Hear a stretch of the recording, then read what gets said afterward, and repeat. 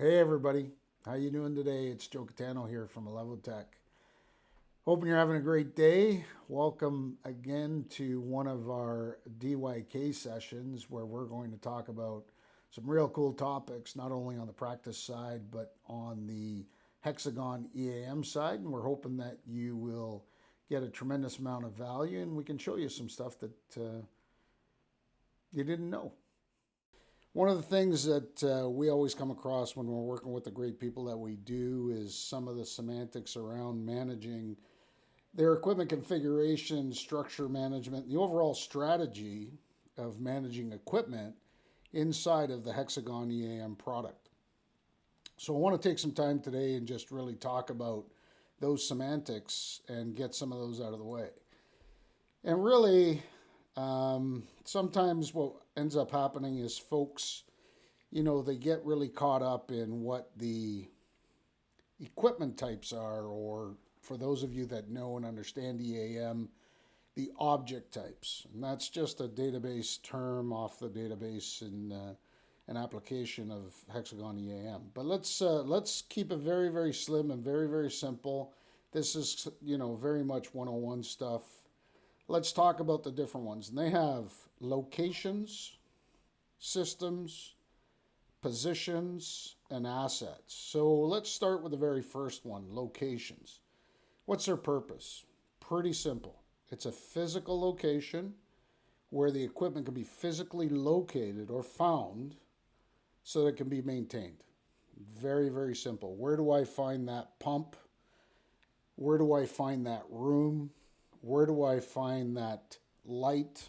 Where do I find that conveyor? Very, very simple because I need to know where it is so that I can maintain it. Let's jump into systems. So systems, these can really take a couple of different directions. But again, let's keep it really, really simple.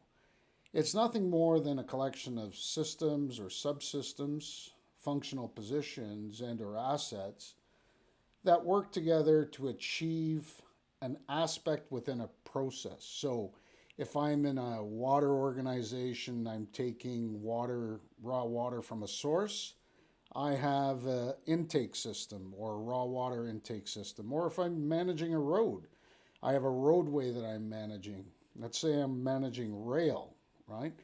Um, a subway line, that can be considered a system. All systems that have a correlation of subsystems, functional positions, and or assets that perform together to deliver that aspect.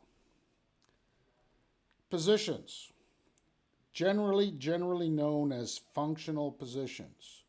Their purpose is that it's the functional position in which it contains an asset and or assets to perform the activities that they need to perform. So if you want to resonate with some real life examples, think of a simple blower fan. You have a blower, you have a motor, it sits on a pad. That's a functional position. You want to think about a water line. You may have a water line where you have a transmitter. Well, that is a functional position that's holding on to that transmitter.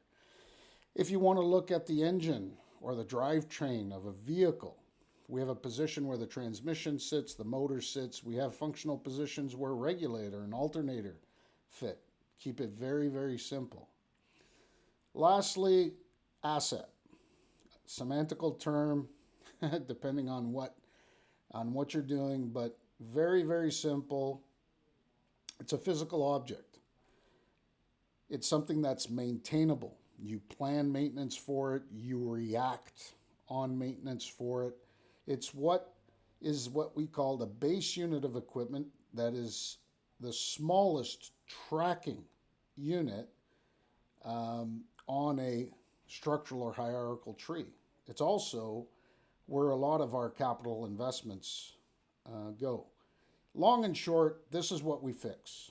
It's what we plan to fix, and it's what we replace, we refurbish, or we change. So again, real simple stuff. If you are looking at let's say a traditional pumping system, we've got a pad that's got a motor, it's got a pump. It more than likely has a couple of valves on it.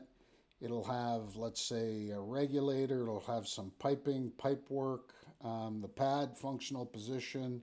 The overarching pumping system is a system, and then you can have an intake system, which is bringing water in, and you can have an outport system. All of those are and can be located inside of a location, which could be a building, it could be a floor, it could be a room. All important things to know. So, what I encourage folks to do is really just sit down and don't look at the technology, look at the actual asset portfolio. Get a familiar understanding of what is an asset, what do we plan, what do we maintain, how do we do it, how do we invest in it? Is it rotating? Does it need to go within a functional position so that we are able to manage things like replacements or those rotating assets that we know move in and out, and then group them in a hierarchical structure in a system that takes an aspect, transitions, and hands off to the next aspect, and know where they are. Just understand and know where they are. Just all important things. So again, not a lot of great, heavy science in doing that, but knowing from a perspective of how it operates in the field and how that transitions into your EAM system is critically important. Um, let's talk a little bit about hierarchical structures. Why do we put them in hierarchical structures? Why are they important? Well, I can tell you the first thing that's important for me to know in my location structure is how do I get to where I need to go and where I need to maintain something. So Hexagon EAM is fantastic for managing a hierarchical structure where I can put in a building and then I can put in the floors and I can put in the rooms and then I can even get down to, let's say, XY coordinates inside of a building where I can find that said asset or said system that I need to manage and maintain. Important to understand the system hierarchical structure. When I have all of my equipment in that system hierarchical structure, what are the things I get to know? I get to know my costs. I get to know my events, whether they're preventative in nature or reactive, failures, breakdowns, different things of that nature. The investment dollars that I expect to invest to continue to have that operate to its most optimal operation. Cost control. Big part of our world today is managing costs and understanding costs at every level, which EAM does a fantastic job of doing, gives us that capability and that opportunity. Planning and scheduling. If I understand hierarchically what my asset portfolio is and I know what the demand is of what we're doing, I can look at a hierarchy and I can start to put together some very constructive plans so that I have minimum to no disruption to an operation. The biggest thing that I think a lot of us strive for today is business intelligence. And one of the things that helps business intelligence is knowing that hierarchical structure, tracking the data and the information of the events or costs or different aspects that we put into the system so that we can take that into business intelligence and look for trends. Maybe we're PMing something too much, maybe not enough. Understanding a splatter diagram of breakdowns on an overlay of preventative maintenance, pretty important. How the overall structure participates, all important things. We may need to go back to engineering and talk to them and say, hey, you kind of gave me this system structure, but its overall performance compared to what we actually need is something that is not really helping us, and we need to improve and enhance that. So, great things to understand about structures. Another important aspect today, and that is so important, and the AM does a fantastic job of that as well, is managing to the component level. And when you can get down to the component level in a structure, some of the things or anomalies or risks that you tend to start to manage is the ability of managing things like management of change, right? Ideally, what we always want to do is do a like-for-like change within a equipment hierarchical structure to ensure that we are maintaining that asset so it's optimal in its operation, right? So let's talk a little bit about equipment configuration. And I'm going to show you a feature inside of EAM which is brilliant in how it maintains an equipment configuration, and it really, really helps folks manage, number one, a specification, whether that's an engineering specification or asset management specification or both. It has a common language so that everybody understands. It's nothing more frustrating that I hear from different users that, when Joe sets up a truck, he calls it his way, and then, Albert sets up a truck, he calls it this way, and we're trying to figure out what to call it, and we get into a semantical discussion about who's right and who's wrong. The idea here is the equipment configuration manages the fact, and it's resonating with the fact. The other stuff with equipment configuration that is absolutely important is accuracy and reliability, right? At the end of the day, let's call it for what it is. We all purchase assets, and the reason we purchase assets is specifically so that they run when we need them to run. There's nobody that I know that buys an asset to run 75% of its time. But the reality is we have challenges sometimes in how those assets are managed. But here's some key components to keep in mind when you're managing your assets, right? You want to have the ability to measure and maintain the following: your risk. Right? Risk is a big thing out there. Some operations probably have a lot less tolerance than others. Condition. Understanding the condition of our equipment is critically important, right? Between risk and condition, those are inputs into strategic thinking on whether you're going to do a 3R, repair, replace, or refurbish. The reliability. Being able to understand the reliability of our equipment gives us the confidence we need to talk to sales and production and all of these other folks, logistics, to let them know how reliable we are, right? Because at the end of the day, it's all about ensuring that we can deliver to our corporate statement that we have the capacity, we have the capability, and we can confidently call on our reliability to deliver.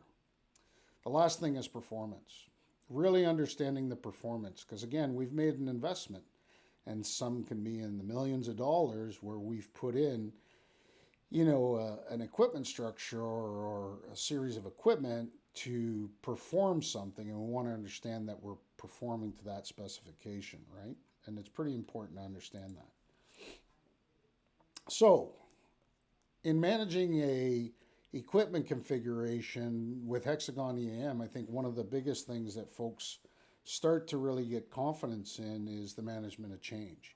If we're putting in a configuration, we're setting that standard, the management of change and everyone who needs to comply with ensuring that the repairs are being done to specification becomes simpler, it becomes easier, it becomes systemized, where folks have the information, the resources to tell them what it is that they need to do.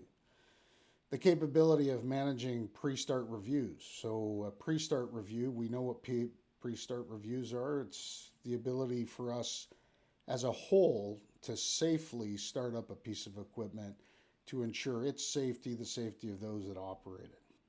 So again, the importance of equipment configuration is really the capability of managing the management of change and how we practice and control the safety aspects and environmental aspects to ensure that we are doing the changes through repair and staying to the specification of the equipment. Pre-start reviews, we all know what those are. They're meant to keep us safe and to keep everything around us safe, the equipment, the people, the resources that we pour into them and subject them to. Very, very important, integral part of asset management and maintaining and making sure that we have what we need when we are doing our asset management. Integrity programs. Our integrity programs are critically important in their specific domains or purviews. like mechanical integrity and specialized equipment integrity. It's important that we are able to manage our equipment configuration, our hierarchical structures, so that we have the clear visibility and we can comply to those programs. So in short, one of the biggest things that I believe Hexagon EAM can do a absolute fantastic job for everybody is using the equipment configuration to set up your standards, using the generation process to generate your pieces of equipment, and then ensuring that your hierarchical structure is met and it's preserved. So I'm just going to log in here to Hexagon EAM. And if it's not part of your menu structure, just speak to your system administrator. It's generally found under equipment configurations. And here we're going to show you some configurations that I've already built for our demo today. And here's one specifically around a pump. And we've given it a description, we've classified it, priced it, manufacturer information, and how we expect, and this is the big one that a lot of folks really enjoy, is their capability of setting up a coding standard. If they're not using auto number within Hexagon EAM, they can decide what prefix, suffix, how long they want that code to be. And then by approving that configuration, they're able to go and do a generation, and keeps it pretty simple. Again, here under equipment configuration, there's a selection for equipment generation, and you can go in and put a description. Let's say you're replacing all pumps, all the pumps with new Rotax. That's just a description, and then you can go in and pick your configuration. Okay, and then you can tell the system how many of those pumps am I going to get in. And let's say we're doing a network-based across our entire wet water network, and we're doing 30 pump replacement, so 30 of them. Okay. And then we can also set some other parameters like location, different things of that nature. I'm just going to move myself out of the way here, and I can create that preview. When I save that, I can now create my preview, and I can go to the preview tab, and I can see all of those pieces of equipment that are now ready for generation. I can just come down here to actions and generate those pieces of equipment. And I'm just going to move myself out of the way here, and I can come over to the asset screen, and I can actually see 30 pieces of equipment that have just been generated with my specification. So I don't have to semantically try to understand what Albert's calling it, what George calls it. It's formed a standard. It's formed the standard that we need to support our asset management. Okay. Last thing I want to show you here on equipment configuration is the capability of revisions. So one of the things that the system does come with is the capability of creating new revisions. So if you do have equipment configurations and you have to revise them over time because there's been a specification change, no problem. You can go in and you can create a revision from an approved configuration. So we're just going to create a revision.